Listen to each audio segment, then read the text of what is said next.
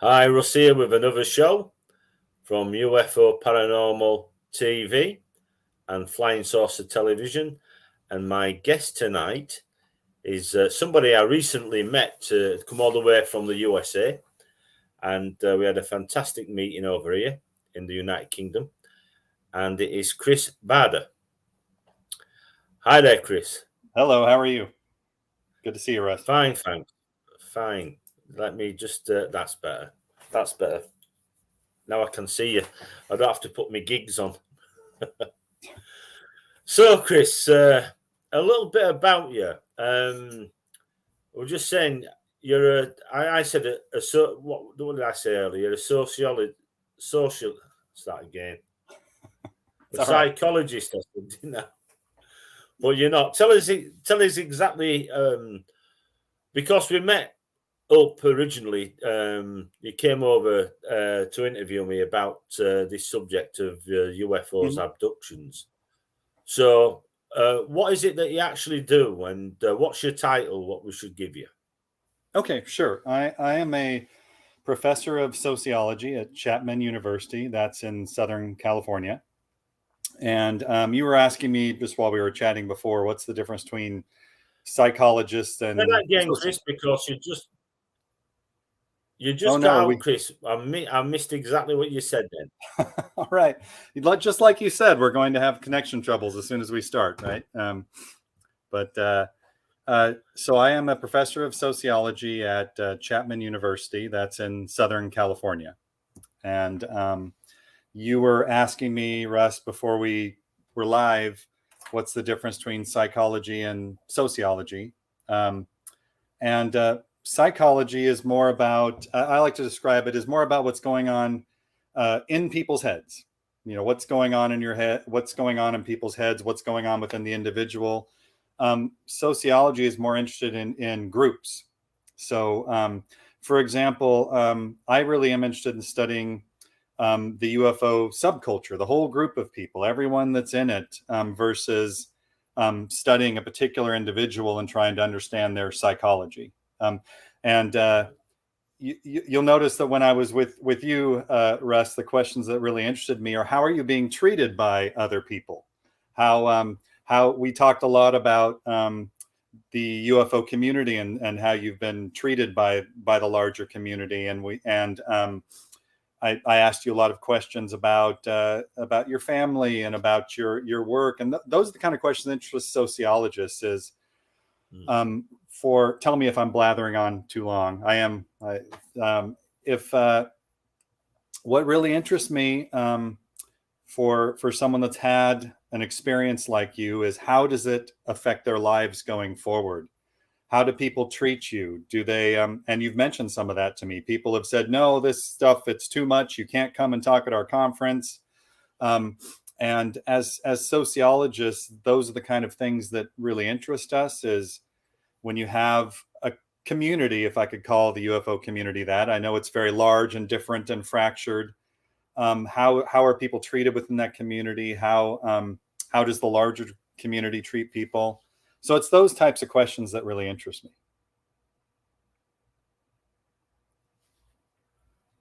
Now, hopefully we're not frozen. I notice you're frozen at the moment, Russ.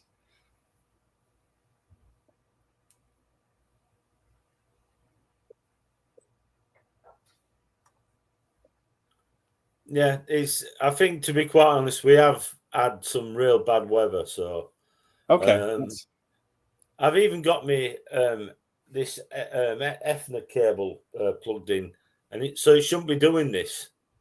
That's okay. You know, I can always repeat if we lose our connection or whatever. I'm not worried about that. So, hopefully, if I'm talking and you notice the connection is bad, just raise your hand and I'll stop until the connection gets better. So, no, we're not doing too bad. I've noticed it's a sort of like, you know, it's when you're getting down to the sort of like nitty gritty that it goes off. Yeah, right. Yeah, it is strange because, you know, how people in this, I won't call it a community. It's not a community, you know. So I suppose it is a community because it's like in every community, sort of like there's always bad aspects, I suppose, in Sure. communities, isn't there? And I found, to be honest, I found more people in this so-called community of ufology attacking other ufologists. Mm-hmm. It's not the people, the debunkers. It's not the haters, the non-believers that seem to do the attacking. It seems to be the so-called people that are supposed to be believers. Yeah. But And you they know only what? believe in certain people's UFO, abductions, alien abductions. If you're not in their little group Yeah. of flames, you know what I mean? Sort of like the sort of like try to make it difficult for you. Well, Well, and such is that's life. I can tell you that that's something that that we've noticed. That it was before I started studying. I study the paranormal more widely. I have a real interest in UFOs, but I've also, as you have, studied cryptozoology, other subjects. Yeah. And I expected before I started studying these groups that they would be very tight, that they would be, because people outside those groups are saying, oh, you're crazy, oh, you're lying, oh, you're full of it. So I thought once you got in the group that there would be a lot of camaraderie. But in fact, what we have found is exactly what you said, that within the UFO community, within the cryptid community, there's a lot of fighting and backbiting, and we've found that there's a lot of people protecting their turf. We found a lot of that. Some of it we found is related to sort of these very big disagreements about the origins. The term nuts and bolts UFO versus the UFO theories that say they're more maybe from another dimension, or maybe there's even some people within the, as you well know, within the UFO community that say that they might be demons or Nephilim or something like that. That we've found that these different theories, people get attached to them and then attack people who don't have a similar one. We found so we found I'd say one of the biggest surprises that Tom and Joseph and I found when we started studying groups is we did not expect as much fighting as we have seen, as much disagreement, as much of this sort of turf battles. Yeah. Um, Yeah. Well, it's something to be honest, I try to keep out of. I just, it's one of these things where I went to see a friend who's a solicitor, and about some stuff that had been put up on the internet. And he just turned around and he says, even you can prove that these are lies, what people are making up about you. mm-hmm. He said, the problem is, he says, the psychopaths. He says, and no matter what with a psychopath, you cannot change their minds Mm-hmm. because, in their mind, they found something, they believe something, and even though it's a lie, they're bandying it about. And the problem is, it'll cost you thousands of pounds to go to court just to stop them, Sure. right? Yeah. Yeah. From saying something that's a lie. But these people have got no money, they've got no property. They're what you call straw men, straw women. Mm-hmm. Right, yeah. Yeah. So the problem is these people get away with saying things because it costs so much money to take them to court. And if they've got no money, you can't sue them. Right. But It's I've been told there's a new law, I think it's under 60s law, slander or something, where you can do this now. And I think what they're saying is, if they can't pay, as in money, right? Yeah, they're going to have to pay, as in going to prison. Oh my. Okay. So I don't know. It's something that I'm looking into actually, Yeah. because I'd like to see them put in prison. Yeah. I'm not bothered about money, sort of like put them in a 6x8 with. My advice is to when someone is doing that, they're doing that because they want to make you angry. So whenever someone does that to me, I just ignore them, and that makes them more angry. Yeah, yeah. Well, to be quite honest, like I said, to be honest, I mean, I've had a lot of people say I do this, I do that. I never have done. I've never have bothered. Right. Right. I never have bothered. But it'd be good to see them sort of like in old Chokey for for 6 months. You know what I mean? Sort of like, send them to Sing Sing. Okay. But no, seriously now. No, I just don't bother. You know what I mean? I Yeah. just get Sure. the thing is, when you've got so much going on and you've got so much evidence, I mean, sort of like this is another thing what keeps on cropping up. And it came from somebody. I'm not into G-men, government men, and anybody working for, establishment, the police, or I keep Mhm. well away from these people and sort of like government and what have you, because they're the last people you should trust. Yeah. Anybody from the government, trust me, like you don't trust them. Walk right away from them. But what has been said has come out of this department, and it said that they've been paying people in the US, and I don't know whether it's the same, Mm. whether it's in the UK, but what they've been saying is that they've been paying for people to purposely put things up about ufologists on the internet, right? Yeah. You mean Um, things to embarrass them or make them seem like they're lying or something like? Is that what you mean? Well, yeah, well, lies. Nothing Okay. that embarrass me anyway. I'm not bothered. You can say, you can say what you want about it. You put some up about me, and I've probably done a lot worse, but I haven't been caught for it. You know what I mean? I better shut up. Actually, I might be getting 15 years. But anyway, yeah, seriously, sort of like these people are only alive because people just look at them and think I can't be bothered. Yeah. Yeah. Yeah. But seriously, sort of like it would seem that these people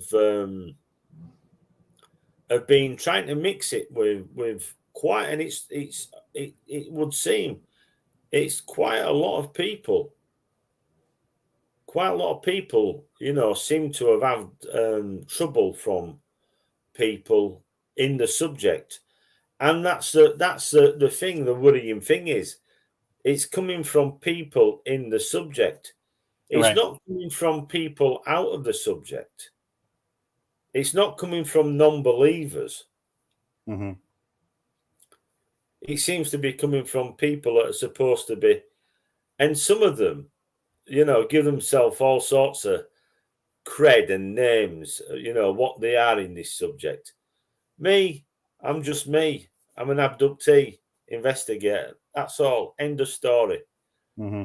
What has the ability to go out there and film these things more than anybody? Where's their evidence?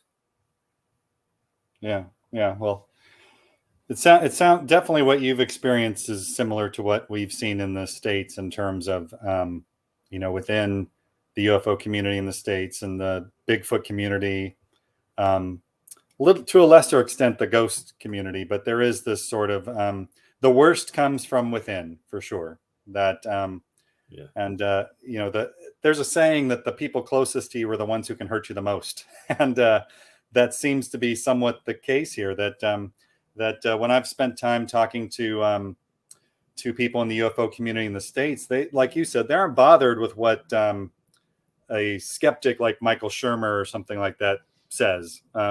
They're more bothered and by people within their own community who say things about them, for sure.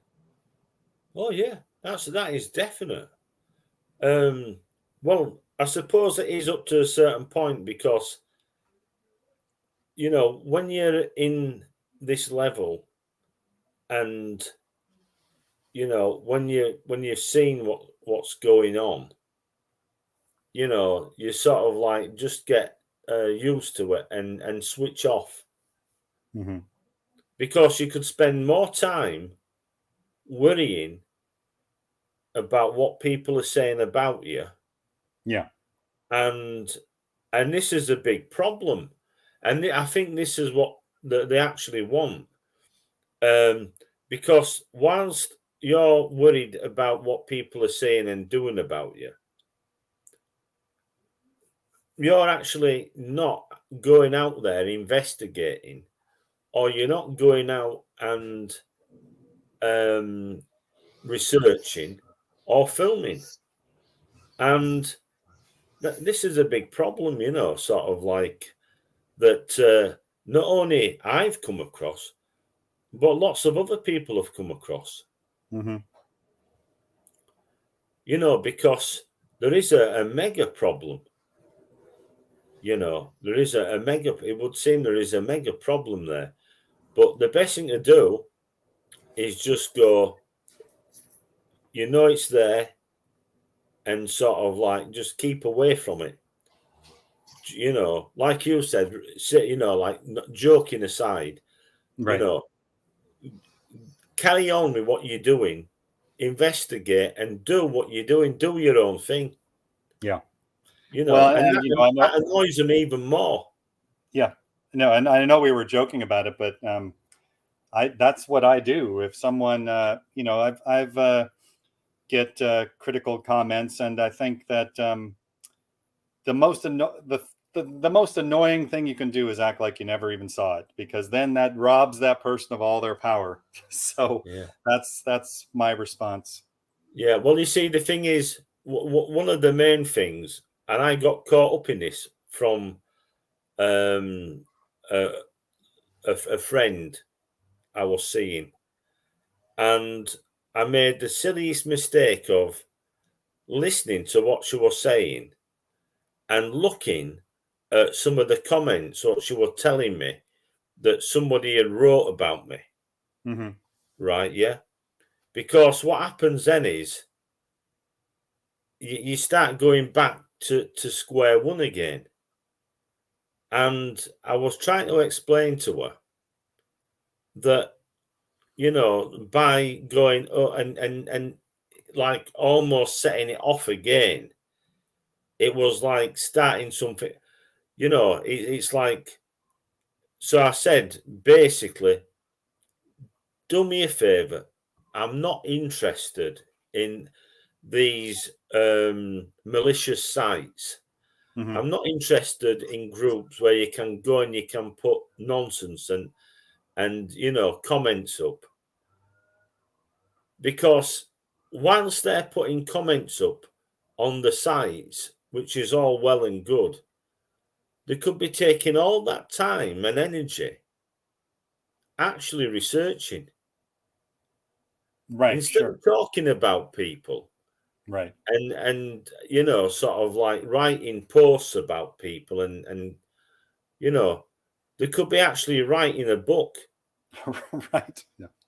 Y- I'm y- laughing because that's very similar to something that we've experienced. That one of the things that we do is we do surveys, and we talked about this when I was there, and we did a survey of Brits, asking them the experiences that they've had, if they believed in UFOs, just because we wanted to find out in the general yeah, public, but also experiences people have had. And we've gotten all kinds of criticism for the questions that we've asked and how we ask them. And my response is always, if you can go do it better, then please go do it.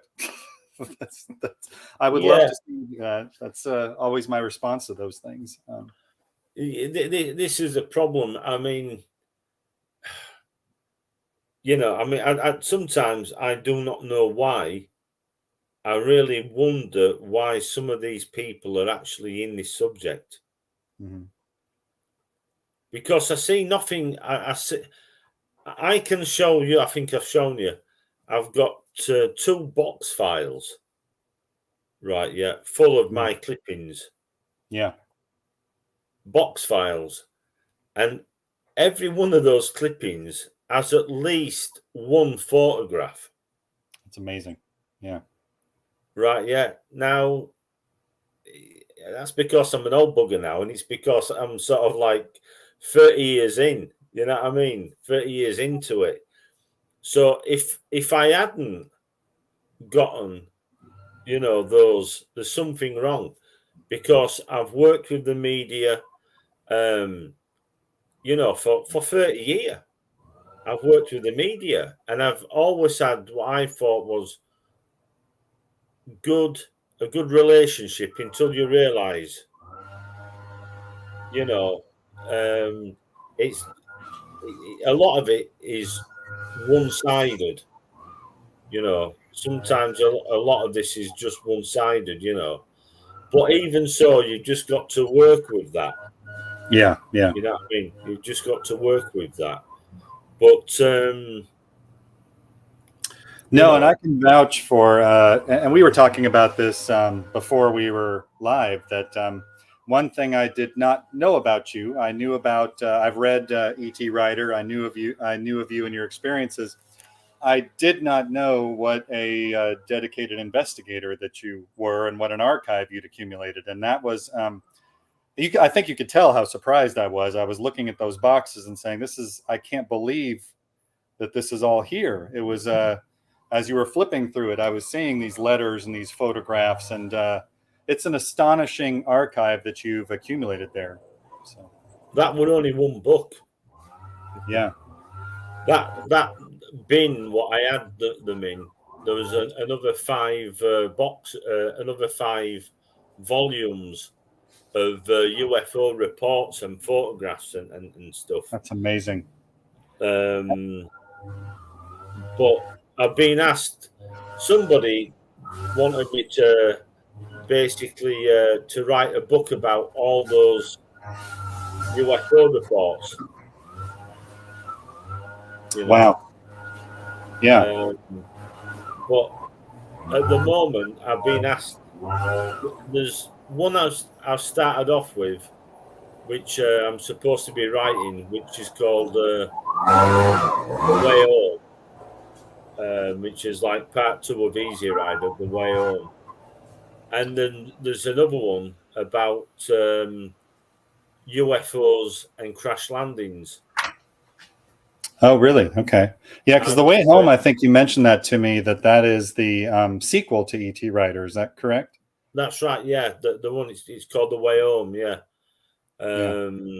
And yeah, sorry, but next we're supposed to be going looking at a couple of areas with a film crew, and they've asked me if I'll take my team. Well, I don't have a team.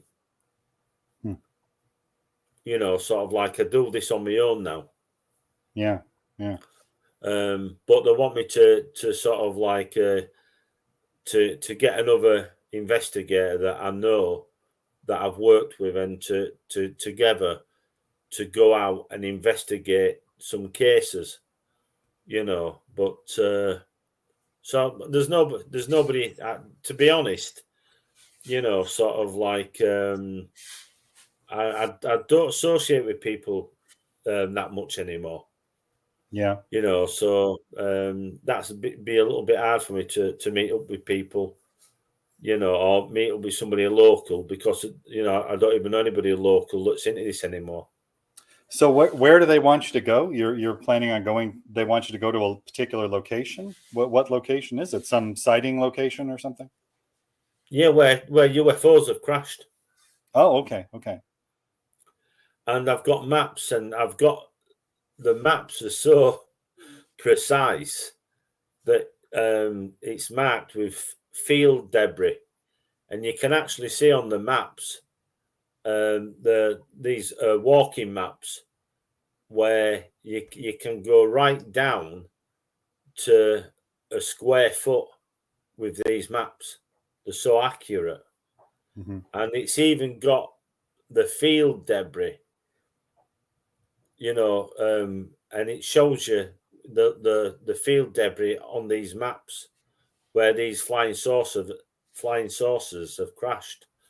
So, sort of like, and there's a number of maps, and now I'm finding things because I hadn't looked at the maps 100% properly, because looking after somebody like I did for quite a number of years, and sort of like being a carer, sometimes I had little time to do anything. And then when I became ill again and had a relapse again, you just don't have time. So when I started having more time to research, I realised that some of these maps had stuff like Majestic 12 on them. Hmm. And these maps, like going back to the 50s and 60s. And I'd had them in my possession from the late 90s. So that means that these maps now, with things talking, like about Majestic 12 and some of the abductions on these maps. This is really before Majestic 12 were really spoken about. Although Majestic 12 did come out in the 80s, Mm-hmm. there wasn't many people apart from Stanton Friedman talking about Majestic 12. So Yeah. we've got maps from a group of men who were investigating a massive big crash in North Wales called the Berwi Mountains. And they're talking about they'd met people and they were talking about Majestic 12 back then. So, sort of like this is just to me, it's mind blowing. These men are actually, and there's people that had said that they thought the men that had witnessed this crash landing of a flying saucer were part of a government agency, because somebody that I'd come across said to me, "Do you know this person?" Blah blah, give the name, and I said, "Well, yeah, I think I know what you mean." And they said, "Well, we think him and his group are actually men in black." Now, men in black are supposed to be agents and they're supposed to be non-human, apparently. But these men that they were talking about, there were 5 of them, and they were from not far away from where this flying saucer landed. So, and I know them, and I know a friend that knows them. So the big question was, sort of like, if there wasn't men in black, I think the alien type of men in black, were they working somehow for the government? And it's mind blowing. It's mind blowing Hmm. So, because they passed on Russ, information to me. you know how you said that as soon as you start talking, the weather goes bad? As soon as we started talking, 2 idiots started using a chainsaw right outside my garage. So I am going to stop my cam for a second and move into another room. I'll still hear you. And I'm not disconnecting, but No problem. I'm afraid that we'll just be hearing a chainsaw for the rest of this time. So let me. Oh, can't believe it. They have to start the instant. So let me turn off the camera so I don't make people sick as I move around. I'll do it for you. There we are.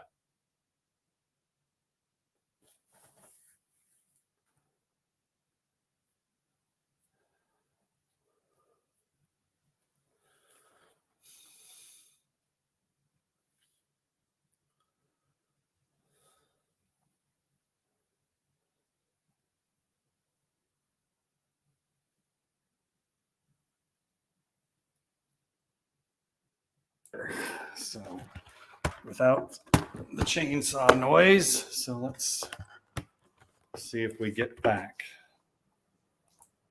There we go. All right. Different room now, less chainsaw noise. So these things happen. yes, it does. So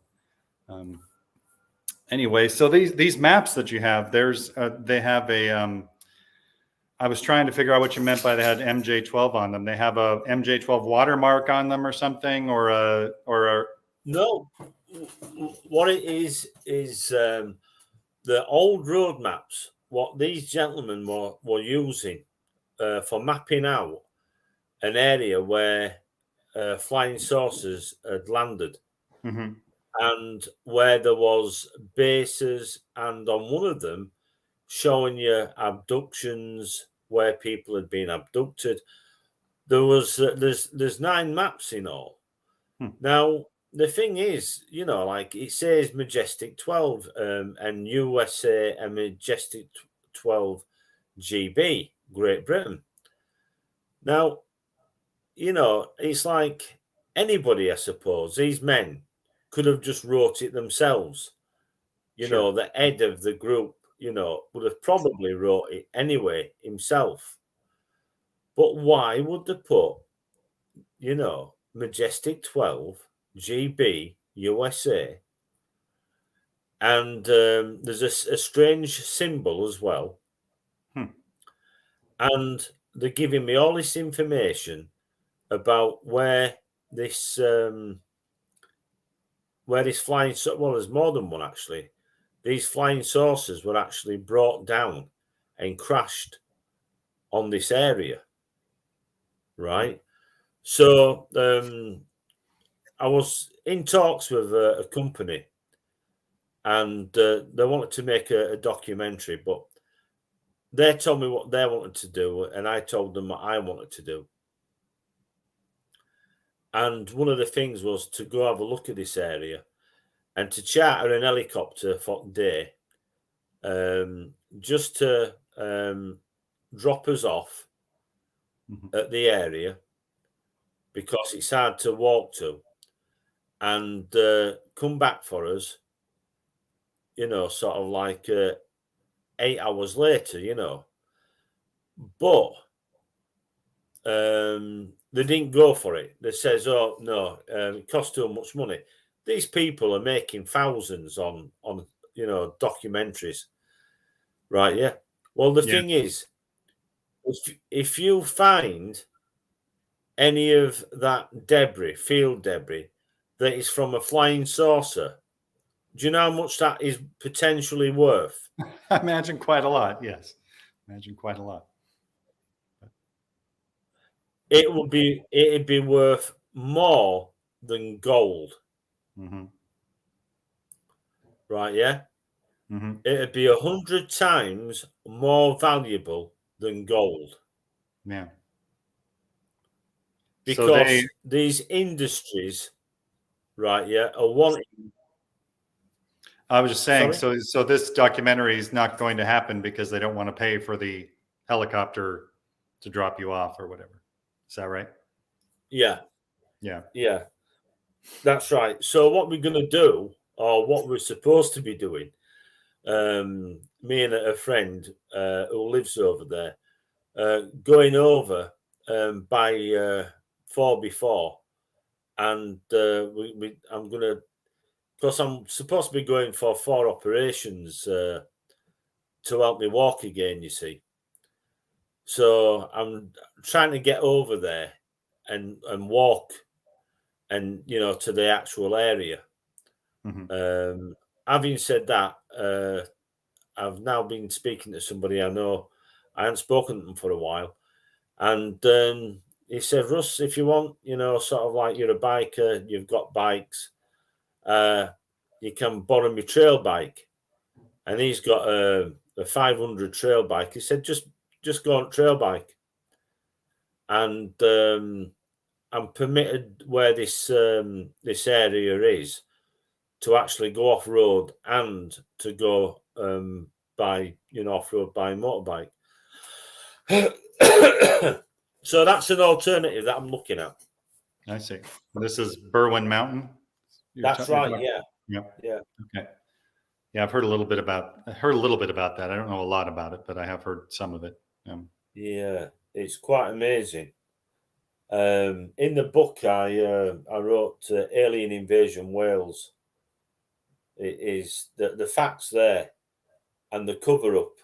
You've only got to read it, and you realise, wow, Hmm. sort of like this is amazing. What they've done, sort of like to sort of like stop people from knowing about what had gone on Right. and Right. to cover it up is just unbelievable. Hmm. But anyway, the facts is that we know that there's a hell of a lot more happened on that night. A hell of a lot more happened on that night. And part of it is that 7 days later, we had another battle took place, and these craft came down on this land where there's all the field debris. So, sort of like that could be a second book, sort of like, about the Berry Mountains, about finding the field debris and, the actual, the metal, etc. Yeah. And how we went, sort of like making plans to go find it, and sort of like that could be a book in the making. Yeah. Sounds like it. Sounds like it. Yeah. But it sounds like it sounds like you've come across very much of the same as what I've come across. Well, from a different perspective, I mean, I'm not someone who's had experiences. So, from my perspective, it's just noticing, as I guess you call it, an independent observer, that there's a lot of fractures within the community for sure. Um, yeah. Yeah, which it's not good, but the thing is, at least when people know that it's there, and the problem is, and this is a big problem, you begin not to trust people. Mm. You begin not to trust people, Yeah. and that is it's a sad world when you actually you get up and you think sort of like be very careful you know of just be very careful of people. Hmm. Sad, very Yeah. sad. Yeah. Yeah. For sure. For sure. I mean, do you have a core group that you trust, at least, that have had similar experiences to you, or no? No, No. I know individuals, um but it's not many. you know I know, sort of like but the main thing really, like I was saying, is you know getting out there, and people say to me, why do you bother us, why do you bother when you know it's happened, when you've been abducted. I've been told by people, and they say, well, we believe you. I've been told, like, we believe you 100%, but why you want other people to know, Hmm. and why you'd want to tell other people, and sort of like there's always those that want to jump on the bandwagon as well. It's like at the moment there's this it's farcical, and it's people that call themselves what they call them now, experiencers. Hmm. Unbelievable. They're talking about things, and they say, well, I'm an experiencer. And I was talking to one in particular that's got about 2 books out, who's an experiencer, who I've known for some time, and asked me, and was very rude, and started talking like a psychologist. Have you had any mental illness? Have you had any problems, psychological problems? And I'm saying, Hmm. pardon, beg your pardon. And when you talk to her and you ask about her abduction, she then says, "Was it real or was it a dream?" And I'm thinking, you've wrote 2 books, and you're talking about being abducted, and you don't know whether it was real. You don't know whether it was a dream. And they're calling themselves experiencers. Yeah. Sort of like it's like, well, I'm telling people this has happened. This is a real thing. Mhm. And these people are coming out with this nonsense about being experiencers. Now, I'm curious, in the States, the term experiencers has been started. I've heard that term more and more in recent years. And Yeah. when I ask people about it, they say, well, we don't like the term abductee because sometimes the beings we interact with are friendly. They're not, don't want to harm us. And that's why, is that the case over there? That's why No, I've heard the term. no, Yeah. no. It's like they don't know the butts from the elbows. You know what I mean? It's like, and it's more that you just hit on something else there. You're talking about they said that they hadn't been armed. Right. Well, because you haven't been armed, you don't want to be called an abductee.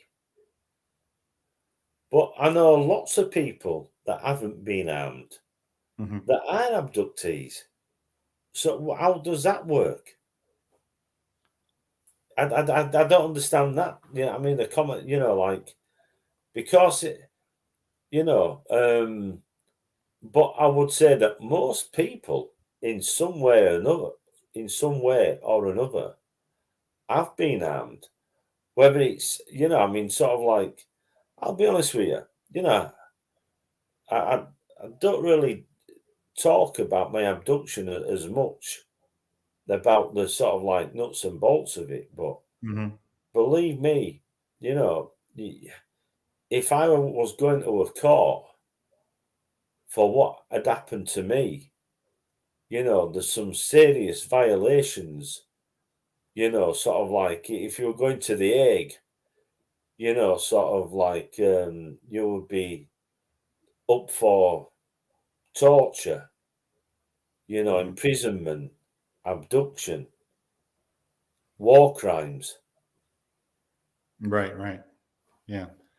Well, I mean, some of the people I've met in the States have said that they've um, they've been developed a relationship over time or have been asked if they, so that's what, as someone who has not, as someone who's just observing these as an outsider, can get confusing, is that there's a lot of different types of claimed interactions. Some people, like I don't know if you've read any of the stories from like the 1950s, the George Adamski and Of course those they have, folks. yeah. Yeah, they've had, those are people who were claiming that they were just meeting friendly beings at diners and all and such. So that it seems like there's different types of experiences. So And aliens, yeah. different alien races. I mean, talking about Adamski, there's one or two strange things. I know that I think in one of the books there were pages retracted because one of the soldiers had said that he hadn't said what he'd said, and they had to take him out of the book. In one of Adamski's books, is that? Yeah, Oh, okay. yeah. Um, and well, the sergeant that had said, if I remember rightly, and the strange thing about Adamski, he met the Pope. You know, he met the Pope, don't you? I know. Yeah, I know that he says he met the Pope. I don't know if there's any photos showing that he did. Yeah, and he was given a gold. He was given a gold medal, Mhm. and then he was buried in is it Arlington Cemetery, the military cemetery. Mhm. Because originally George Adamski he'd fought anti in the Mexican War, hadn't he? I think yes, I think he was supposed to have. The thing we don't know is for a lot of Adamski's life, we just have what he said. We don't know for sure. We just have what he said about it. At least I'm not Well, someone. I met a chap, fantastic chap called Glenn Stetling, and Oh, his dad Steckling, I know was who that is. Yeah, I know who that is. Okay. yeah, his dad is part of the Adamski Foundation, I think. Hmm. I think Glenn Stetling is also. And he came to give a talk at my conference some years ago now. And an amazing, he gave an amazing talk. You know, they give an amazing talk, did Glenn. But yeah, so there are there's different types of aliens, different types of creatures, but they all have one thing in common. No matter what anybody says, they have one thing in common, and that is they're abducting people. Hmm. No matter which way you look at it, you know, they're actually taking people without consent, Hmm. you know, which is somewhat like 10-year prison sentence, you know. Yeah. Yeah, you know. So, you know, just what is going on? You know, just what is going on? What, you know, why are they taking people? And there's some horror stories, you know, as you must have come across yourself. Sure. If you mean like I've just recently started reading about the Dulce Yeah. stories. Is that what you mean? Story. That's Phil Schneider. That's I'm blanking on the name right now, but Well, he came across underground. yes, yes, Yeah, and they had a battle with some aliens, and he had his fingers blown off. yeah. He said I didn't remember the part about the fingers, but yeah, he said that he'd had battle with aliens underneath in an Yeah, underground area in New yeah, Mexico. Yeah. and they said that you know there wasn't supposed to be any aliens on that level. Apparently, you know, it just depends if you believe this or not about the Eisenhower. This they made this. Oh, what do you call it now? They made this pact, didn't they? Eisenhower made this pact with this alien race. Oh, I've heard that. I've heard that before. Yeah, yeah. I keep on seeing his granddaughter, you know, sort of like talking about it and what have you. But you know, sort of like, so who's he to decide on, you know, sort of like uh, giving carte blanche to aliens Mhm. abducting people? Mhm. You know, sort of like for technology. Why the heck would they want to take people, abduct people? Yeah, I don't. It's scary, you know. I mean, we're just looking. I was talking the other day about this, where I think this year it came out that there's something like 300,000, over 300,000 people go missing in my country every year now. Hmm. Over 250,000 people. And they only ever um,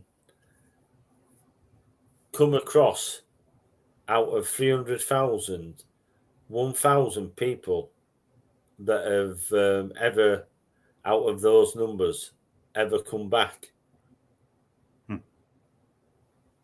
Where is this number from? I haven't heard this before. Yeah, it's from missing persons. Mm-hmm. It came from statistics, came from missing people in the United Kingdom, and that was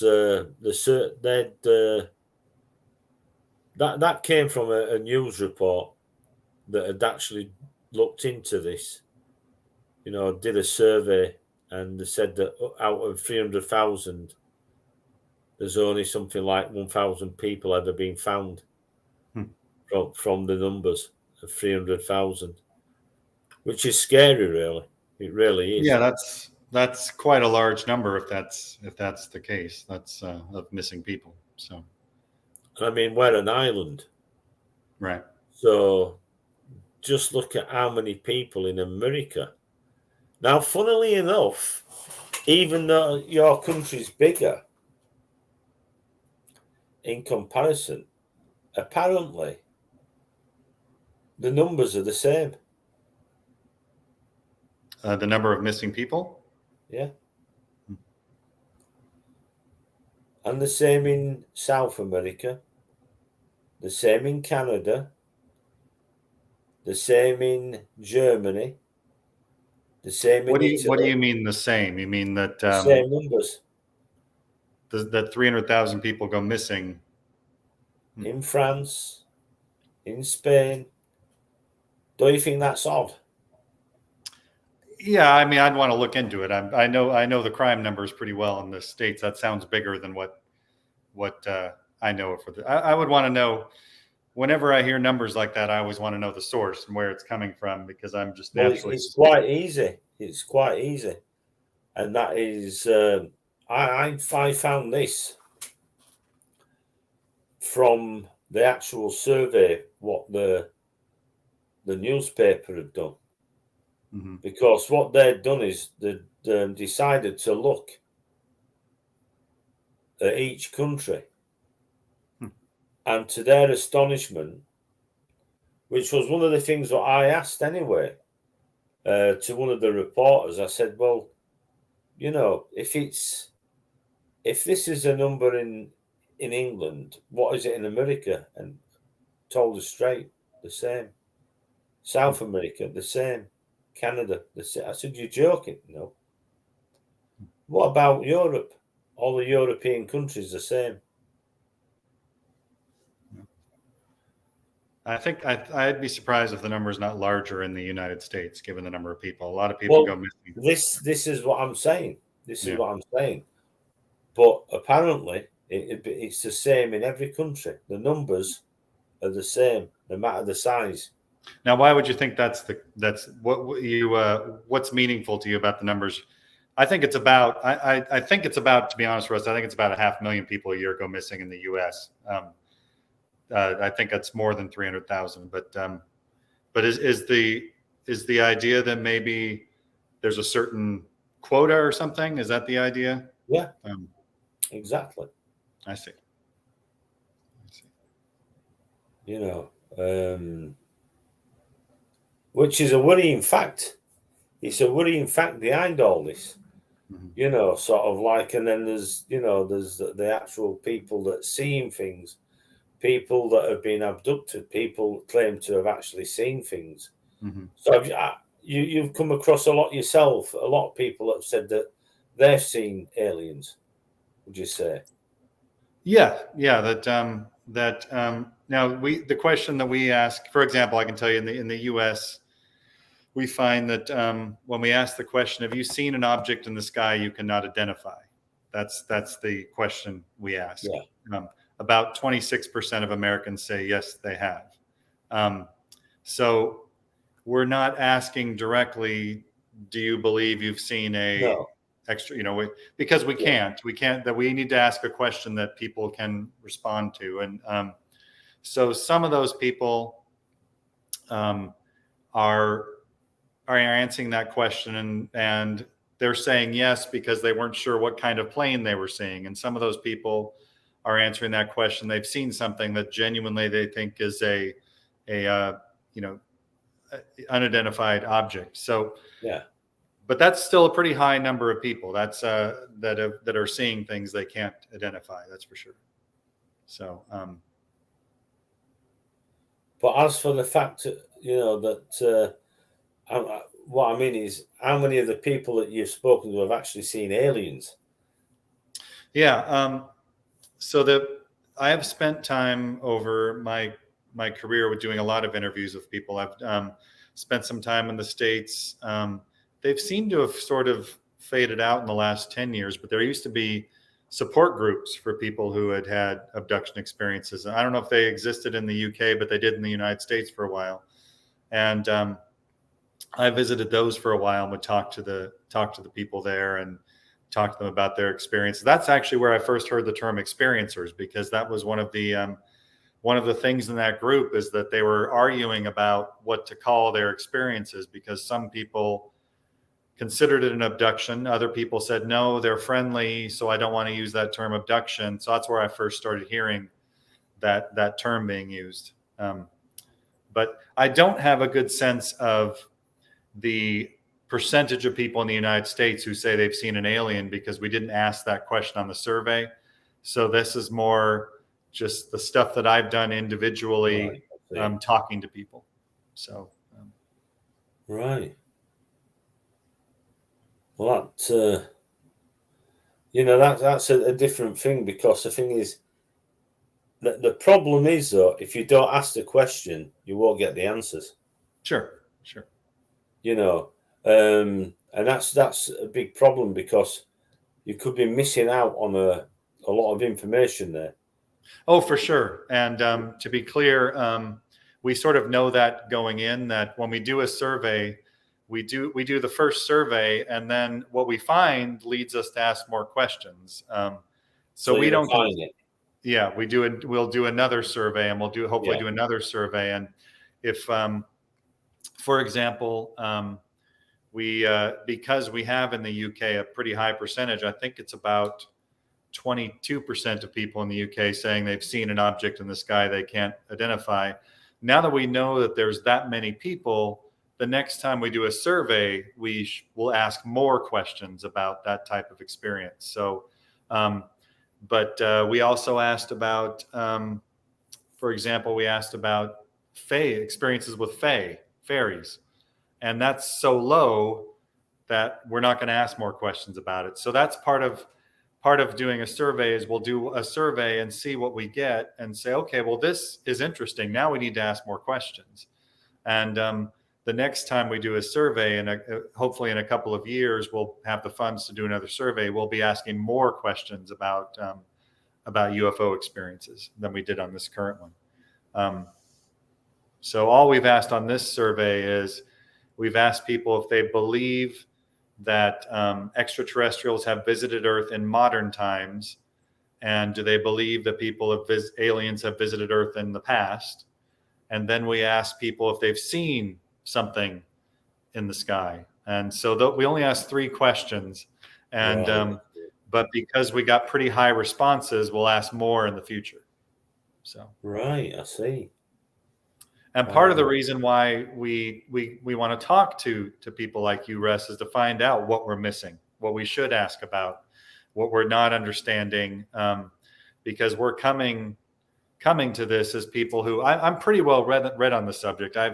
I'm one of those people, probably like you. I was watching Arthur C. Clarke's Mysterious World when I was a kid, and in search of. So the problem was that when I was younger, I was dyslexic to the point I couldn't read at all. Mm-hmm. So my research was from documentaries like Arthur C. Clarke's, and other programs, and documentaries that were on. Yeah. And, compared to what, sort of like compared to what there is now, hardly any. But sort of like I was looking for answers. I think. So I watched, like I said, I watched the TV shows, the documentaries, Sure. Yeah. Well, Arthur C. Clarke's Mysterious World was over here on the television. We had a show called In Search Yeah. Of here with Leonard Nimoy. Yeah. Those were all big shows when I was growing up. Yeah. So. But then, sort of like finding clippings, news clippings, and going down to there were a section of the library where Oops. You're cutting out, Russ. I'm you not. could look at old clippings. Oops. I'm not sure if you can hear me. I think our connection has gone bad. You're frozen. Yeah, so like I say, I'd spent time going to the libraries looking for, information and clippings from the old newspapers about UFOs, abductions, ghosts, cryptozoology, Yeah. So, well, listen, we've been on an hour. Okay. And you will have to come on again on the show again. It's been brilliant, Chris, having you on. Well, thank you for having me, Russ, and thank you for being so generous with your time last week. We really, Joseph and Tom and I really appreciated it, and you're a very gracious host, and it was a really great interview, and so we really appreciated you. So. Well, it was nice meeting you, and I'm really good that you're doing the work, and I hope you get some answers and what have you, and I hope things go well for you, and I hope to meet you in the future. Oh yeah, I'll be back when I'm back in the UK. I will see if I can grab you and take you to lunch or something, and no problem. It sounds good. And it's great just to have you over and having a coffee and a chat with you. It's brilliant. Really nice meeting you. All right, great. Have a good night. Right. Thank you very much, Chris. So that's Chris Barder there, and thank you very much, Chris. And we'll have to speak again on another show later. Sounds good. All right, we'll see you later. Good night, and God bless, Chris. Good night.